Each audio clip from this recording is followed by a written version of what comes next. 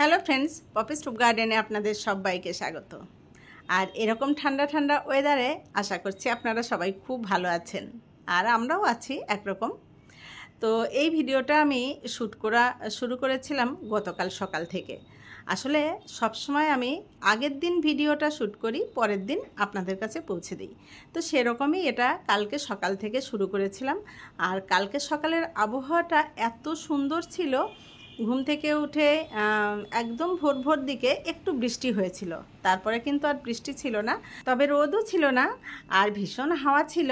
তো ভেবেছিলাম আজকে যদি বেলা পর্যন্ত এরকম ওয়েদারটা থাকে তাহলে বাগানের অনেকটা কাজ করে নেব, কারণ বেশ কিছুদিন ধরে যখন তখন বৃষ্টি হচ্ছে আর প্রত্যেক দিন বৃষ্টি হচ্ছে, সেজন্য বাগানের কিন্তু তেমন কোনো কাজ এগোতে পারছি না, মানে বাগানের কাজ করতেই পারছি না ঠিক মতো।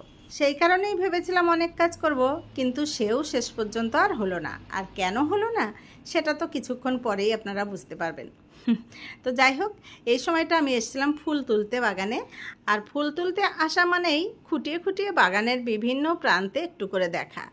যেদিন আমি ভিডিও বানাই সেদিন তো আপনারাও দেখেন আমার সঙ্গে, আর যেদিন ভিডিও বানাই না সেদিন আরও খুঁটিয়ে খুঁটিয়ে দেখি, কারণ ভিডিও বানালে মনে হয় টাইমটা মনে হয় বেশি হয়ে যাচ্ছে, ভিডিও বড় হয়ে যাবে, এই একটা চিন্তা থাকে।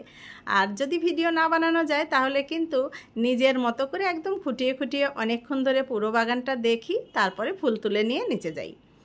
তো যাই হোক, সেরকমই আজকেও চলে এসেছিলাম ফুল তুলতে, আর বাগান দেখাও শুরু করে দিয়েছিলাম, সঙ্গে আপনাদেরকেও দেখাচ্ছিলাম। তো দেখতে দেখতে এখানে দেখলাম একটা পোড়ল আবার নতুন পড়েছে, ভাবলাম একটু পলিনেশনটা করেই দিই, কারণ এই গাছ থেকে কিন্তু আমি প্রচুর পোড়ল পাচ্ছি। গত হারভেস্টিংয়েও আপনাদেরকে দেখিয়েছি যে আমি 5টা পোড়ল এই গাছ থেকে তুলেছি, আর তার আগে তো কত তুলেছি মানে অগণিত হয়ে গেছে আর কি। আর বীজও রেখেছি, দুটো তো বীজ হয়ে গেল, একটা আমার চাওয়াতে আর একটা না চাইতেই হয়ে গেল। আর এখানে দেখুন জলপাই গাছে কত মুকুল হয়েছে, জানি না জলপাই হবে কি না, কিন্তু মুকুল হয়েছে প্রচুর। আর তারপরেই দেখুন ক্যামেরাটাকে বন্ধ করে আমি কিন্তু ফুল তুলে নিয়েছি সব, কারণ প্রায় দিনই তো আপনাদের সঙ্গে ফুল তোলাটা শেয়ার করি, আজকে অফ ক্যামেরাতেই তুলে নিলাম, দেখিয়ে দিলাম যে কতটা ফুল তুলেছি। আর ওদিকে আকাশে কিন্তু ভীষণ মেঘ ধরেছে, মনে হচ্ছে বৃষ্টি এসে যাবে। যাই হোক, তারপরে কিন্তু আমি ওই যে বললাম যে যাব আবার ছাদে কাজ করতে, সে আর যেতে পারিনি, কারণ তার কিছুক্ষণ পর থেকেই বৃষ্টি শুরু হয়ে গেছিল, আর এখনও বৃষ্টি পড়ছে। কিন্তু বৃষ্টি পড়ছে বলে ছাদের কাজ বন্ধ থাকতে পারে, তাই বলে তো আর বাগানের কাজ বন্ধ রাখা যায় না, তাই না? মানে রাখাই যায়, কিন্তু আমার যদি সুযোগ থাকে করার তাহলে আমি কেন আর করব না। তো এখন যেহেতু প্রত্যেক দিনই বৃষ্টি হচ্ছে, সেই কারণে আমি কিছু কিছু কিন্তু এই যে এইসব কাজগুলো নিচেতেই শুরু করে দিয়েছি। যে জায়গাটা হয়তো বৃষ্টি পড়ে না, এরকম একটা ছাউনির তলাতে আমি এই কাজগুলো করে নিচ্ছি, কারণ কাজগুলো তো থামিয়ে রাখলে চলবে না। আর এই যে সবজির খোসা দিয়ে মাটি তৈরি করি, এটা তো সবজির খোসা তো আর বসে থাকবে না, তো প্রত্যেক দিনই আমরা খাচ্ছি আর সবজির খোসাও হচ্ছে, তো সেটাও তো আমাকে কাজে লাগাতে হবে। আর এই গরমের সময় প্যাকেটে জমা করেও রাখা যায় না, পচে দুর্গন্ধ ছড়ায়। তো সেই কারণেই আমি দুটো এখানে ড্রাম কেটে নিয়েছি নিচেতেই, আর নিয়ে এই ড্রামের নিচের দিকে একটু করে মাটি দিয়ে নিয়েছি, দিয়ে আমি কিন্তু 1 সপ্তাহ ধরে এই ড্রামটার মধ্যে এরকম সবজির খোসা, চা পাতা, ডিমের খোসা যখন যেটা পারছি দিচ্ছি, দিয়ে দিয়ে ভর্তি করেছি। তবে স্তরে স্তরে মাটি কিন্তু দিইনি, ওই যে একদম নিচে মাটি দিয়েছি, তারপর থেকে প্রত্যেক দিন এইভাবে সবজির খোসা এগুলো দিই, আর এইভাবে একটুখানি করে একটা এই লাঠিটা দিয়ে ভালো করে একটু ঠুসে দিই, যাতে যতটা সম্ভব আর কি বসিয়ে দেওয়া যায়। তো এইভাবে করতে করতে কিন্তু আমার ওই ড্রামটা একদম ভর্তি হয়ে গেছে। এবারে আমি ওর উপরে একটু মাটি চাপা দিয়ে রেখে দেব। আর এইভাবে যদি একটু মাটি চাপা দিয়ে দেওয়া যায় তাহলে কিন্তু দুর্গন্ধও হয় না, পোকাও হয় না। আর যদিও বা পোকা হয় এই সবজির খোসাতে, ওই পোকাগুলো কিন্তু কোনো ক্ষতি করে না, বরং মাটিটা আরও তাড়াতাড়ি তৈরি হয়, ওতে ভয় পাবার কিছু নেই। কারণ অনেকেই আমাকে বলেন যে সবজির খোসা দিয়ে মাটি তৈরি করার সময় পোকা হচ্ছে, পোকা হওয়াতে কোনো ক্ষতি নেই, বরং আরও ভালো হয়, তাড়াতাড়ি কিন্তু মাটি সবজির খোসাগুলো ডিকম্পোস্ট হয়। পোকায় খেয়ে খেয়ে পোকাতে যে পটি করে সেটাই তো আরও তাড়াতাড়ি হয়, তাই না? সারটা আরও ভালো হয়। তো যাই হোক, এইভাবে রাখবেন, দেখবেন খুব সুন্দর মাটি তৈরি হয়ে যাবে। আর এই যে ড্রাম ভর্তি ভর্তি করে আমি করছি, ছাদেও কয়েকটা করে রেখেছি, তো এই মাটিগুলো কিন্তু শীতের সময় ভীষণ উপকারে আসবে, শীতের বাগানটা খুব সুন্দর হবে। দেখুন আমার একটা ড্রাম এখানে ভর্তি করেছি আমি সবজির খোসা দিয়ে, তো আর একটা এই যে ফাঁকা আছে এটাতে আবার এইবার শুরু করলাম। এইভাবেই কিন্তু একটুখানি মাটির নিচে দিয়ে ওটাতে আমি ভর্তি করেছি সবজির খোসা দিয়ে, আবার এটাও তাই করব। তো এগুলোতে কিন্তু আমি স্তরে স্তরে মাটি দিইনি, একদম নিচে মাটি আর একদম উপরে মাটি, আর মাঝখানে শুধু সবজির খোসা। তো এই যে ফাঁকা ড্রামটা এখন শুরু করে দিলাম, এটা যতদিনে ভর্তি করব পাশেরটা কিন্তু ততদিন অনেকটা বসে যাবে, তখন এর উপরে আবার আমি সবজির খোসা দেওয়া শুরু করব, আবার লাস্টে মাটি দেব, এইভাবেই তৈরি করে ফেলবো। তারপরে চলে এলাম বেশ অনেকক্ষণ পরে, মানে দুপুরবেলা, এখন বাজে 2-2:30 এরকম বেজে গেছে, আর তখনও কিন্তু বৃষ্টি হয়েই যাচ্ছে ঝিরঝির করে। আর আমার এই ভাই দুটো চলে এসছে যথারীতি আমার উপকার করতে। এই যে আমার নেটটা আমি ঠিকমতো লাগাতে পারিনি, তো ওদেরকে বলেছিলাম, ওরাও সময় করতে পারছিল না, তো আজকে একটু সময় পেয়েছে আর চলে এসছে। কিন্তু ওরাও শেষ পর্যন্ত কি করে যে কাজ করবে, কারণ বৃষ্টি হচ্ছিল, ওরা ভিজছিল, আমার খুব খারাপ লাগছিল যে আমার কাজের জন্য ওরা ভিজছে এভাবে। তো আমি বারবার ওদেরকে বলছিলাম ভিজে ভিজে করতে হবে না, অন্য দিন করবে। আর ওরা ততবারই বলছে বৌদি এইটুকু বৃষ্টিতে কিচ্ছু হবে না, আমরা ঠিক করে নেব। কিন্তু শেষ পর্যন্ত সময় যাচ্ছে আর বৃষ্টি বাড়ছে, শেষ পর্যন্ত অনেক অনুরোধ করাতে ওরা কাজটা থামিয়ে রেখেছিল। আমি বললাম অন্য কোনো দিন করে দিও, শেষ পর্যন্ত এইখানেই রেখে দিল। কারণ ওরা দুজন যদি অসুস্থ হয় তাহলে আমার হাজব্যান্ডের খুব অসুবিধা, ওদের ছাড়া তো ওর একদমই চলতে পারবে না। তো সেই জন্য ওদেরকে আমার আগে সুস্থ রাখতে হবে, তাই ওদেরকে বাঁচিয়ে বললাম বৃষ্টিতে আর ভিজে শরীর খারাপ করার দরকার নেই, অন্য দিন করে দিও। তো সেই মতো ওরা দেখুন হাফ রাস্তায় কাজ ফেলে রেখে চলে গেছিলো, কারণ বেশ জোরে বৃষ্টি হচ্ছিল তখন। আর এই যে বৃষ্টিটা শুরু হলো, এই বৃষ্টি কিন্তু আর থামেনি, মানে কালকে সারা দিন হয়েছে, সারা রাত হয়েছে, এমনকি আজকে ভোরবেলা পর্যন্তও হয়েছে।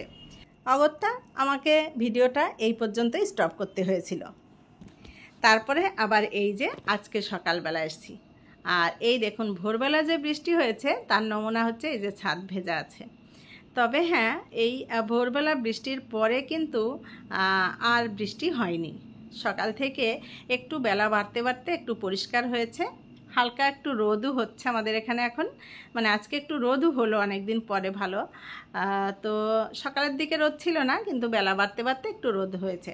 আর আমি এখানে এসছি খানিকটা ঘ্যাটকল নিতে।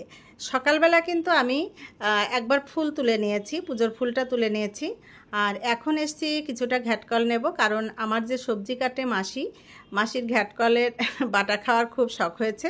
তো মাসি আমাকে বলছিল আর কি যে একটু ঘ্যাটকল আনলে আমি নিয়ে যেতাম, তো ভাবলাম যে নিয়ে যাই মাসির জন্য একটু। তো অনেকটাই কেটে নিলাম, দেখুন কতটা কেটে নেওয়ার পরে এখনও কিন্তু এখানে অনেকটা রয়ে গেল, দেখুন কত রয়েছে। আর এগুলো তো যতই কাটা যায় তত আরও হয়, তো বেশি কেটে তো লাভ নেই, অনেকটা কেটে নিয়েছি, এটা পুরোটাই মাসিকে আমি দিয়ে দেব। আর কিছুটা নেব হচ্ছে রাম তুলসীর পাতা। আমি এই যে ছাদে গাছটা লাগিয়ে রেখেছি রামতুলসীর গাছ, এটা তো আসলে একদম ঔষধি গাছ, আমার কাছে তো ভীষণ উপকারী একটা গাছ। কারণ আমার ছেলের একটু একটু ঠান্ডা লেগেছে, আর একটু ঠান্ডা লাগলেই কাশি হয়, আর কাশি হলেই এই তুলসীর পাতার রস করে যদি মধু দিয়ে খাওয়ানো যায় এত উপকার হয়, মানে আমার ছেলের কাশি, এটা আমি 2 দিন খাওয়ালেই কাশি সেরে যায়। তো যখনই ওর কাশি হয় আমি কিন্তু তখনই এই পাতা নিই। আমার নিচেতেও একটা গাছ আছে, তো নিচে তো এখন পেছন দিকে আছে জঙ্গল, তার জন্য আমি এই যে ছাদে লাগিয়ে রেখেছি, কারণ বর্ষার সময় পেছনটায় যাওয়া যায় না, একদম ঘাস পাতায় ভরে যায়, সেই জন্য ছাদের থেকেই আমি নিয়ে যাই। আর ভীষণই উপকারী। আর সর্দি কাশি তো সবারই হয়, তো পারলে যদি এই গাছ একটা বাড়িতে রাখা যায় তাহলে কিন্তু রস মধু দিয়ে খেলে কাশিটা খুব তাড়াতাড়ি সেরে যায়। আমার ছেলেকে কিন্তু আমি ওষুধ খাওয়াতে পারি না, ওষুধ খেলেই বমি করে দেয়, কিন্তু এই পাতার রসটাও খুব সুন্দরভাবে খেয়ে নেয় এবং ওর কাশি সেরেও যায় খুব তাড়াতাড়ি। তো যাই হোক, দেখুন এদিকে আকাশে কিন্তু প্রচণ্ড মেঘ রয়েছে, তো আমি এখন নিচে চলে যাব। আর চলে এসেছি নিচে খানিকটা কুমড়োর ডগা কেটে নিতে। কুমড়ো ফুল কিন্তু অনেক হয়েছে, এখন আর কুমড়ো ফুল হচ্ছে না গাছে, এখন একটু ডগা কেটে নেব। তার আগে ভাবলাম আপনাদেরকে কুমড়োটা একবার দেখিয়ে নিই। এই দেখুন কুমড়োটা কিন্তু অনেকটা বয়স্ক হয়ে এসছে। আর এক বন্ধু আমাকে বলেছিলেন কুমড়োটা এমনিতে রাখা রয়েছে, কোনো প্রবলেম হতে পারে, কিন্তু আমি নিচের দিকটা দেখলাম কুমড়োটা আসলে পাকার উপরে রয়েছে, তো নিচে কোনো জল জমে থাকার কোনো ভয় নেই, এই জন্য আমি আর নিচে কিছু দিইনি, একদম পরিষ্কার জায়গাতেই রয়েছে।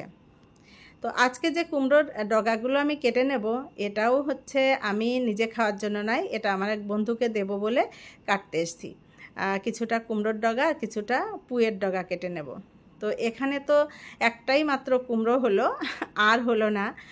তো এখন অগত্যা আর ডগাগুলো রেখে লাভ নেই। আর এই দেখুন প্রত্যেকটা ডগার গোড়ায় গোড়ায় কেমন শিকড় হয়েছে, মানে দেখুন যেখানে গিট আছে পাতা উঠেছে ঠিক সেই জায়গাটায় কিন্তু শিকড় হয়ে গেছে। যেহেতু প্রত্যেক দিন বৃষ্টি হচ্ছে, প্রত্যেক দিনই ওই রস পাচ্ছে, তার থেকেই শিকড় হয়ে গেছে। তো আমার মনে হয় ওখান থেকে কেটে যদি মাটিতে বসিয়ে দেওয়া যায় তাহলে কুমড়োর গাছ হয়ে যায়। যদিও আমি কোনো দিন লাগাইনি, কিন্তু কুমড়োর গাছ যখন মাটিতে হয় সারা মাঠের ওই ইয়েতে ছেয়ে যায়, এইভাবেই কিন্তু ছেয়ে যায় আর গাছটা ভীষণ তেজি থাকে। আমার তো প্রত্যেক বছরই মাটিতে হয়, আমার পেছনেও হয়। তো প্রত্যেকটা ওই ডগায় ডগায় এরকম আমি শেকড় দেখি এবং সেগুলো মাটির সঙ্গে থাকে, খুব সুন্দর হয়। কিন্তু দেখুন কেমন শিকড় হয়েছে প্রত্যেকটা জায়গায়। তো যাই হোক, কুমড়োর যেহেতু খুব সহজেই হয় বীজ বসালে, তাই আর কেউ মনে হয় ওইভাবে ট্রাই করে না। তো অনেকটাই কুমড়ো শাক কেটে নিয়েছি, আর ভীষণ কচি কিন্তু, একদম নরম শাক। আর মানে এই গাছ থেকে কেটে নিয়ে কড়াইতে দিলেই কিন্তু যা স্বাদ হয় না, সেটা কিন্তু ওই বাজারের কুমড়ো শাকে অতটা পাওয়া যায় না। বাজার থেকে যে কুমড়ো শাকগুলো আমরা কিনে আনি, সেগুলো তো আসলে অনেক রকম খাবার মানে সার, রাসায়নিক সার দিয়ে মাঠে ওরা চাষ করে, তো তার স্বাদ আর এই যে এমনিতেই হয়েছে, কোনো খাবার টাবার দিতেই হয় না, এর স্বাদ কিন্তু আলাদা। আমার এই কুমড়ো গাছ, এই যে পুঁই গাছ নিচে হয়েছে যেগুলো, এগুলোতে কিন্তু আমি কিছুই দিই না, শুধু মাটির থেকে যে রস পাচ্ছে তার থেকেই খুব সুন্দর হচ্ছে। আর এখানে পুঁই গাছটা যেহেতু মাটিতে হয়েছে, তার জন্য দেখুন আমি একটা সাদা বস্তা পেতে দিয়েছি যাতে নোংরা না লেগে যায়। তো কত সুন্দর গাছগুলো হয়েছে, বৃষ্টিতে ধুয়ে গিয়ে একদম পরিষ্কার পরিচ্ছন্ন, সবুজ, কি সুন্দর। তো আজকে এই খানিকটা কেটে নিলাম, এই যে পুঁই শাক আর কুমড়ো শাক দুটোই তো বন্ধুকে আজকে দিয়ে দেব। আর আমার তো সবসময় এই যে কাটছি আপনারা দেখতেই পাচ্ছেন, খাওয়া হয়ই, তো একে তাকে একটু দিতে পারলেও বেশ ভালো লাগে। তো দেখুন অনেকটা পুঁই শাকও হয়ে গেল, কিন্তু এখান থেকে একদম টাটকা তাজা শাক, একদম সার ছাড়া। এগুলো তুলতে যেমন ভালো লাগে, রান্না করতেও ভালো লাগে, আর মাসি তো কাটতে ভীষণই ভালোবাসে, আবার এর টেস্টও কিন্তু অসাধারণ। তো যাই হোক, এখানে দেখুন আমার এই যে শিউলি ফুলের গাছটা, এইটা কি সুন্দর গ্রোথ হয়েছে। এই যে বৃষ্টি হচ্ছে, বৃষ্টির সময় কিন্তু গাছপালাগুলো আসলে খুব সুন্দর হয়। সব সময় যেহেতু বৃষ্টির জল পায়, সেজন্য পোকামাকড়গুলো ধুয়ে যায় গাছ থেকে, আর গাছের পাতাটাও পরিষ্কার থাকে, দারুণ লাগে কিন্তু দেখতে। আর দেখুন এই যে ঘ্যাটকল তুলে নিয়ে এসেছিলাম, আর এই যে কুমড়ো শাক আর পুঁই শাক, কত সুন্দর একটা হারভেস্ট হলো আজকেও। হারভেস্ট তো আমি প্রত্যেক দিনই দেখাচ্ছি, আপনারাও হয়তো বোর হয়ে যাচ্ছেন দেখতে দেখতে। আসলে যত বৃষ্টি হচ্ছে শাকসবজির বাড়বাড়ন্তটা তত যেন বেড়ে যাচ্ছে, আর এগুলোকে তো তুলতেই হবে, না তুললে তো আবার গাছগুলো ঝিমিয়ে পড়ে। বেশি দিন সবজি না তুললে কিন্তু গাছ নষ্ট হয়ে যায়, তো তুলতেই হয় অগত্যা। যাই হোক, আজকে সব সবজি চলে যাবে কিন্তু বাইরে, এগুলোর কোনোটাই আমি খাবো না। তো যাই হোক, ভিডিওটা যদি আপনাদের ভালো লাগে লাইক কমেন্ট শেয়ার করে পাশে থাকবেন, নতুন বন্ধু হলে চ্যানেলটিকে সাবস্ক্রাইব করে সাথে থাকবেন। আপনারা সবাই খুব ভালো থাকবেন, দেখা হবে পরবর্তী ভিডিওতে। টাটা।